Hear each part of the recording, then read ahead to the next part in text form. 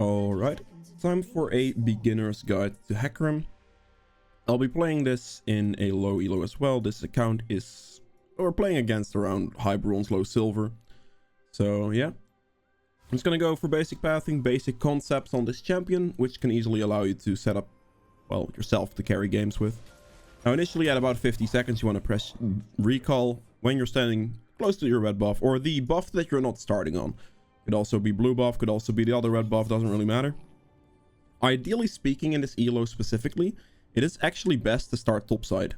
The reason it is best to start topside is because 99% of players, or 99% of junglers, will start bot side here. I very rarely see low elo players actually start somewhere that is not with their bot lane. So for that reason, if you start the other side of the map, you basically just get a free situation. Because, I mean, your top laner can just do a small leash, isn't a big of a deal. And then you can simply just full clear, because you're not going to get pressured or invaded or anything of the sort. So overall, you'll be much better off. And yeah, you can quite literally just chill. You won't get invaded, you will not get 1v1'd. And if they do choose to invade the other side of your map, you will have the ward there to cover you. The ward will basically just ensure that they can't invade you, because as soon as someone invades you, they will always, and I mean always, take your buff camp first. So for that reason, you can quite literally just chill, full clear. He's not going to invade me, he's just going to full clear himself, looks like, so we're okay with that. Now between camps on Hecarim, try to keep your Q stacks alive as much as you can. So right here, just walk to the middle, Q. And take another point in Q as well, because you just want to have the fastest clear speed you can get. And there we go. The bot lane is already pushing, which could potentially create a gank opportunity. Don't worry too much about your laners dying or getting ganked or like whatever. You can quite literally just do your game plan and you'll be okay. Make sure to kite the camp towards your next camp as well to try to save as much time as possible. We'll see if once my Vayne gets back to lane, we can see. They didn't ping any summoners. Okay. I'm gonna have to finish here. I can't go for any ganks. Just gonna full clear. Just keep it consistent. Keep it clean. And we can look for the gank soon enough. Maybe their bot lane now backs. Who knows? But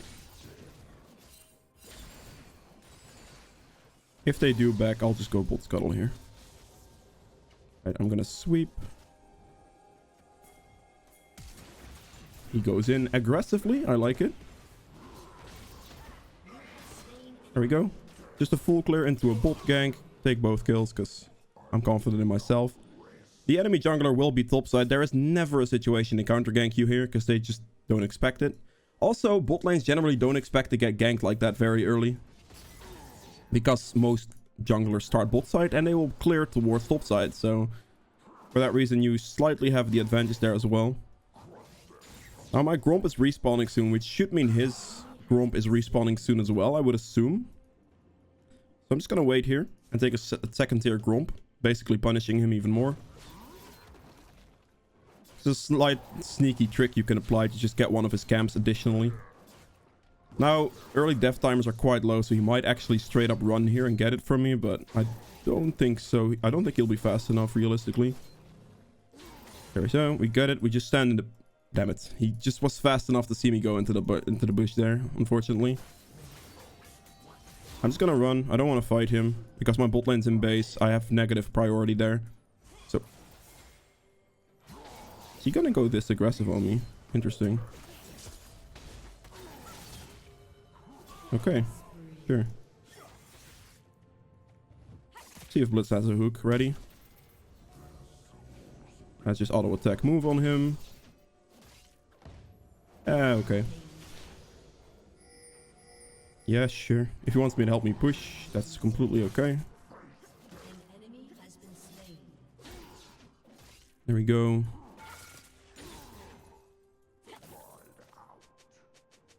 Actually, I think top scuttle is up, so I think I could just do that. But see how from like a simple path going top down created so many opportunities for me, like straight up already. I'm just gonna base now. I have way too much gold. But a simple thing like that will create those opportunities for you. Now, first back Hecarim. If you have 700 gold, I'm just gonna go to step by step. You go Sheen. If you have 400 more gold, you get tier. And if you have more gold than that, you can get tier 2 boots. If you have even more gold than that, just build like an extra longsword, which in this case I had. But it goes from sheen, tier, normal boots, tier 2 boots, and then, yeah, basically what I have right now. The reason you buy tier, and this is going to be very specific thing, I guess. It gives you mana sustain, which is very nice on Hecarim. Like, that's definitely not bad, but it's an extremely good snowball item, especially if you can just consistently get ahead, get a lead, stuff like that. It is super consistent. It's a very cheap item, so you can quite easily start stacking it up, but the Muramana aspect of that item will create a situation where you can just snowball a game like to the moon. Like, it's so good. So it's a very cheap item you can buy early and see if where the game goes. You can sit on it. It's not a big deal. But yeah, it will just create good leads for you. Now in this case he took Dragon, which is fine. Just don't worry about it. Make sure to clear through your jungle camps as much as possible and then look for opportunities. Keeping it consistent here. Just clearing your camps. Full clearing. Making sure to rotate. Never leave camps up when trying to gank. Just rotate. And this will just create the lead consistently. If you lose dragons, that's okay. If you lose Rift Heralds, that's okay. But the main aspect is that you just get that CS in there.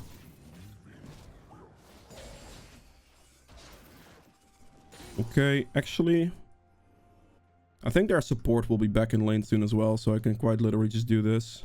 I have ult, I have ghost, I'm gonna go for it. Press ghost. Press E, walk all the way behind him. He's gonna go aggressive on my Vayne. And didn't have to ult there because I knew Vayne wasn't gonna die there, so we're okay. I think she missed the cannon. Take a plant and we can look at his bot side. I think it will be down most likely, but I might as well check. Sweeper. This is down. This is up. Okay, we'll take these.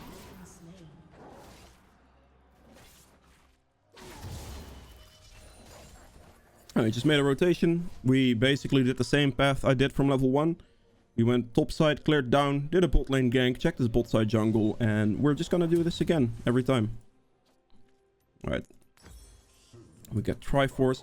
Now, I'm building Triforce against this team specifically because they're not that tanky. So, pretty squishy all around. So, the Triforce is better here. If they are tankier, so if they have like a Sejuani jungle with maybe an Ornn top, let's just say that. Then you want to go Divine Thunderer because that will just do more damage in general at that point. So that's a slight difference there. He took my blue, that's not a big deal. The reason that is not a big deal is because I basically created another path for myself, as you can see. My Gromp respawned, my Wolves respawned, everything like that respawned. It was down when he was getting it. I mean, sure he did get my blue buff, but that's only one camp and the rest of my camps will overall give me much more experience. So this will be much better for me in the long run. And since I do have a tier, the blue doesn't even matter. Like, just that 400 gold item tier will basically cancel out the need for blue for the rest of the entire game. So that's a very small thing as well, but yeah. Now since they're... I'm just gonna keep it consistent. I'm just gonna full clear, I'm not gonna care. Whatever happens, happens. I just want to make clear that how easy the consistency of this remains. I mean, if he walked into me, then I would have of course gone for it. Right there, you could have also ran bot lane. But for the sake of this, I'm just gonna keep it super consistent, full clear down the entire time and keep it like in a specific manner. Because the entire time here, you also have to realize that this Master Yi is basically full clearing away from me, right? So he's gonna full clear top every single time, basically, because of the respawn rate of his camps. And I'm gonna full clear down every single time. So we're basically gonna be on opposite side of the map when I actually go for a gank on like bot lane, for example. And now that we did this, we're just gonna ping that I'm gonna go for his jungle again and see if my team follows. If they don't, they don't. But I'm just gonna go aggressive. Keeping consistent pathing here. Walk in. Place a control ward here. And we're just gonna hit this. See if Blitzcrank wants to go for like a sneaky hook on the Alistar that would walk past.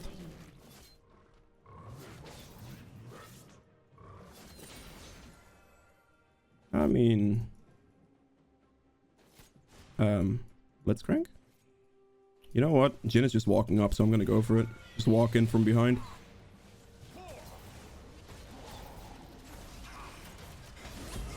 Don't ult, just hold your ult until they flash. Like, until you need it, you don't have to ult. Like, right here, I can ult. There we go. Perfect. Hold it until the last moment. Don't try to ult preemptively, because it doesn't really give you anything, right?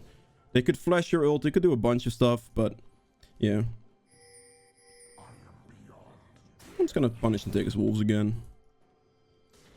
Also, he did create an opening for himself in top lane, so at this point I might have to actually do something about that, because Yorick is getting quite strong.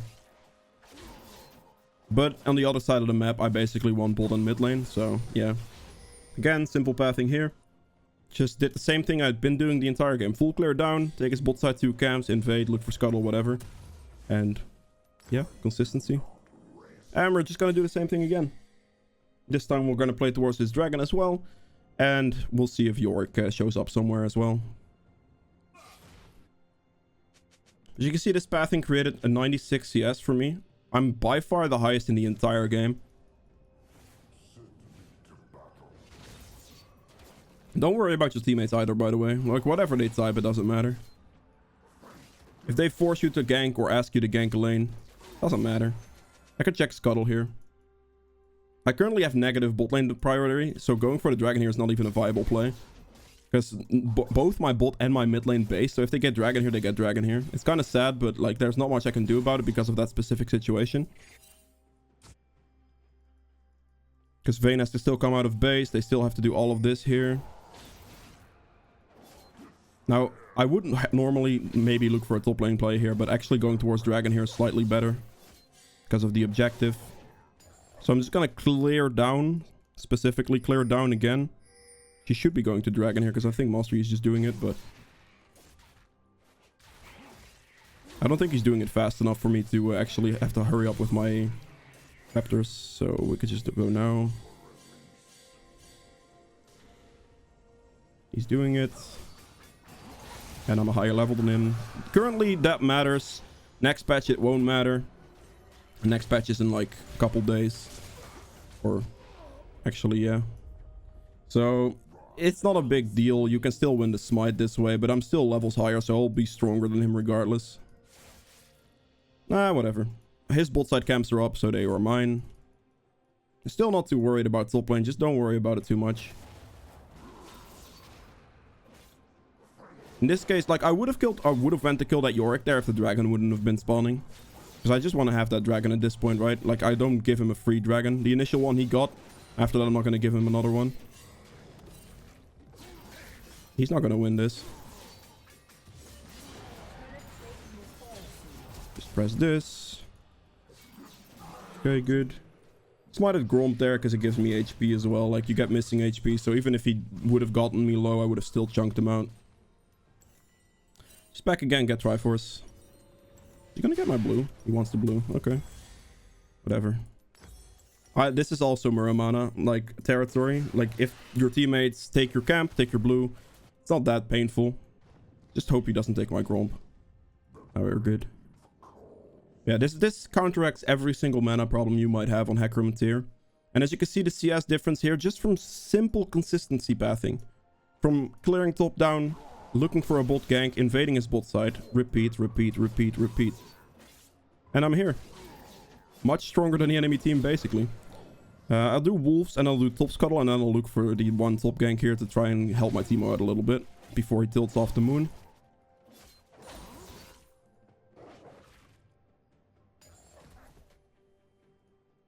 My bot side camps are still up. Master, you most likely won't go for it, so we're okay. Where's Yorick? I'm level 11 now. Good. Check his top side. Oh, hey, Master Yi. Okay, good. Go for Yorick. He's probably dead, but actually he lived. Take his camp here as well. Might as well. As soon as you kill him, you can check his jungle for whatever camps he might have, because it's an easy way to punish. Alright, he's walking up, so I'll just press Ghost. Don't be too afraid to use Ghost, because it's just a tool for you to use. Use this box. Don't use your ult. Very crucial that you don't use your ult until he flashes. Emo gets the kill, not a big deal. But there you go. Help push the wave, and you're just fine. Just gonna time to walk away. Akali just based is teleporting bot lane, so I'm just gonna get this wave on mid lane. making sure that it doesn't go to waste. So we're just gonna walk in. Yoink it. Oh, missed one. Oh, missed the cannon. Good. And take my bot side camps. Again, gonna continue on the trend of rotating down.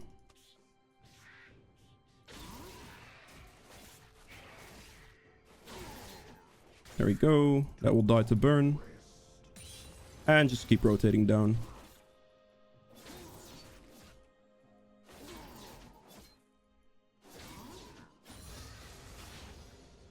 Take this camp.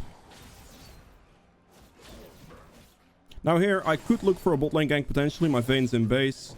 I can probably just run him down. But in this case, just gonna go for the consistency here and go for the objective to break open mid lane and break open an option in the map. Also get my man immune. Now in this situation specifically, because of the game and because of the enemy team, they're full AD, so I can go for a Death's Dance now. Normally, the more consistent play is just going for a Sterak's. This will overall be fine. Going Cleaver is good if you don't want to go for Muramana, because you want to get 1 damage item after your Triforce maximum. Getting more damage items than that's not that good. Death's Dance kind of counts, sorry, as a tank item. So in this situation, just that tank item, because I come against the full AD comp, so it'll do a lot. It's way more effective. So Death's Dance here is fine still after. It's still considered somewhat of a damage item, but because of their team, because 45 armor will basically just like reduce all their damage, I can just do it for that instead. Ooh, Alistar. Hello. I'm strong enough to just go for this, by the way. Don't worry too much about it. Okay, kill him. Kill him as well. I mean, at some point you just reach raid bull status with these consistent farming, consistent CS leeches you've been getting. Like, as you can see, I'm nearly 100 CS up on the enemy jungler. Just by simple pathing. Just keeping it consistent, clearing down, doing nothing else than that. Like, I specifically made sure to do nothing else than just start blue, clear down, clear down, clear down. Look for the same play, bot lane gank into bot invade, bot scuttle, stuff like that. Now again here, Raptors and this will be up, so I'll just clear it and clear down. Like, it doesn't really matter generally either if your team is doing well or not. Like in this case, I've basically dragged my team through it. Like, Jesus Christ. I've dragged my team through this game by doing the consistent thing. My team is fed and it looks like they're very far ahead, but in general here, it was all just based off me playing for the bot side. My bot side got a lead and then just continuing that through. There you go, and you just press base again because you finish your clear down basically.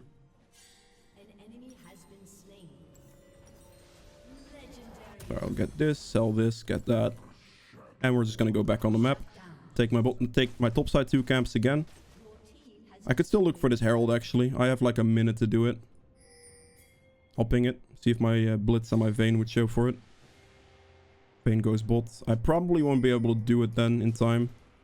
Don't think I'd have the damage for it myself within the time frame that I currently have, so it's okay. Just gonna clear my camps here. Actually, in this case, I'll adapt a little bit and I'm just gonna go for his red buff. Because I'm strong enough to where I think I could just win a 1v5, to be honest. So I just go for it.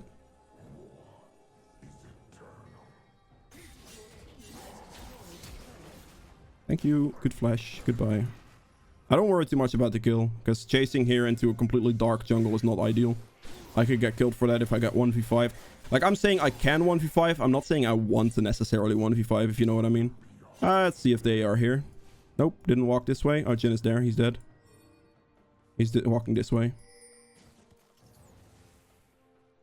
I'm gonna fight Yorick. Or Jhin. I'll fight Jhin. Right now I'm strong enough to just look for perma aggression, honestly. Like, if you get to this point of the game, you can quite literally just kind of run at them. Don't run at them too hard, but you can kind of run at them. Pressure the enemy jungler for all his camps. You don't want to be giving him any more camps. Okay, they FF'd. But yeah, really, keeping it that basic on Hecarim will work wonders for you. I hope you guys have enjoyed this video, learned anything from it. Please, if you did, make sure to hit the thumbs up button below. Helps me out quite a bit. If you'd like to see more videos from me in the future, hit the subscribe button as well, and I'll see you guys in the next one. Bye!